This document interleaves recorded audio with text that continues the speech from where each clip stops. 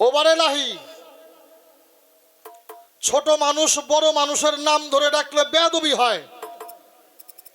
আমাদের সমাজ তারে বেয়াদব বলে আখ্যায়িত করে। এই যে তুমি এত বড়, তোমার উপরে তার কেউ নাই, এই যে আমরা তোমার এত নাম ধরে ডাকি, তোমার রাগ হয় না? এটা আমাদের বেয়াদবি হয় না? ধন্যবাদ প্রশ্ন করার জন্য। চেষ্টা করব ভালো একটা জবাব, যদি আমার মালিক আমারে করার জন্য। এটা একটু উল্টাই দাও। একটা গান আমরা শুনতে পারছি, আমার কোন ভুলে হই তোমায় হারা, খুঁজে বেড়াই জনম ভরা, তুমি জাতি রইলে, আমি হইলাম সেফাত, আমার পাননাথ আমি এমন কি করেছিলাম অপরাধ। আমি কোন ভুলে সেফাতে রয়ে গেলাম, জাত হইতে পারলাম না, তুমি জাতি রয়ে গেল। গানের মধ্যে যুক্তি কথা আছে কি, একটা বাঁশকে যদি 100 খণ্ড করা যায়, মানুষ বলবে এটা বাঁশের খণ্ড। আপনি আমি একই জাতে একই সাথে ছিলাম, আমি ভাগ হয়ে গেলাম, আমারও তো কেউ আর আপনার নামের সাথে সম্পৃক্ত করে না। আমার কেউ আর আপনার নামের সাথে সম্পৃক্ত করেন, আমি সেফাতি রয়ে গেলাম, আমার অপরাধ কি?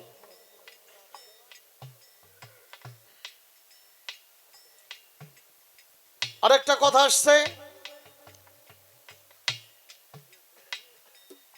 আল্লাহর বিনা হুকুমে গাছের একটা পাতাও নড়ে না। তাই যদি হয় তাহলে যে আমি এত আকাম কুকাম করে বেড়াই, এগুলো কি আপনি করান?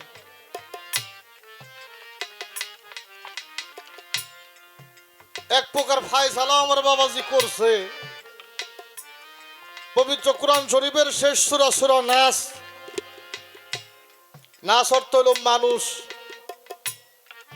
সূরা নাসের মধ্যে 6টা নাস, তার মধ্যে একটা হলো মিন শারিল ওয়াসওয়াসিল খান্নাস। কয় তুমি আমার ভিতরে খান্নাস দিলে কেন? এটা না দিলে এত ঝামেলা হইতো না, এটা দিয়েই তো সব বিপদ আমার। এখন আমি যদি কই যে বেটা দিলাম দেখে যে তুই এটা ব্যবহার করলি, তোর এই অনুমতি দিছে কিনা? হ্যাঁ, আমার একটা কলম আমি ভালোবাসি আবু তালেবের দিয়ে কইলাম বাবা কলমটা রাখো, ও নিয়ে এই লেখা শুরু করছে।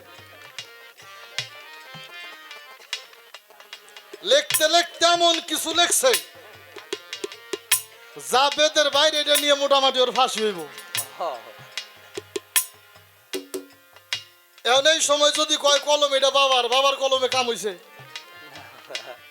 যে লেখছে তারে ধরবো না কলম আলারে ধরবো? যে লেখছে। হ্যাঁ, তাইলে বাবা তোমার ভিতরে খান্নাস দেওয়া হইল কেন? এইটা না বুঝাই যে তুমি তো খান্নাসের শক্তিতে চলা শুরু করলা, এইটা করছিলে কেন? অন্তত এই জায়গাগুলি বুঝলে অনেক বিষয় তুমি বুঝতে পারবা। জীব পরম গান, বিশেষ করে বাউল গানটাই কথার গান, কথা না হইলে বাউল গান হয় না। গঞ্জ মুক্তিতে তুমি ছিলে, আমি ছিলাম, এই যে আলাদা হইলাম, জুদা হইলাম, এই ইচ্ছাটা কি তোমার ছিল না আমার ছিল? বেশ ভালো কয়েকটা আলোচনা তার, তো আমি এত আলোচনা দয়াল যতটুকু করাই করবো। তার মধ্যে আমার বাবার একটা গান শোনাই, যদি বুঝার মতো গান, বুঝার মতো জ্ঞান যদি থাকে, আমার মনে হয় জীবের পালায় যারা গান করে, জীব সত্তাকে যারা নিজের মধ্যে পোষণ করে, তার জীবনের জন্য এই একটা গানই সারা জীবনের প্রশ্নের জবাব হয়ে যাবে। একটা গান আপনারা শোনেন।